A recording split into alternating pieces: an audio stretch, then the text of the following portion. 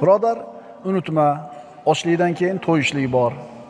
Chanqoqdan keyin qonishlik bor. Bedorlikdan keyin uyqu bor. Kasallik, bemorlikdan keyin tuzalishlik, ofiyat bor.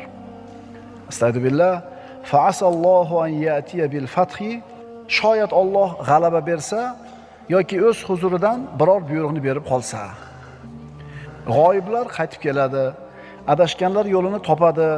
Mashaqqatga kirganlar bir kun kelib qutuladi. Zulmat, qorong'ulik ham bir kun albatta tarqaydi. G'amga botib qolgan kishi yaqinda yorug'lik tezligida keladigan farajni kutsin. Birodarlar, tun o'zini eng qorong'u lahzasiga yetdimi?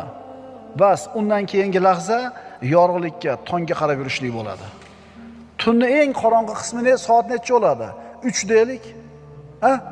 3 bo'ldimi? Cho'qqisiga chiqdimi qorong'ulik?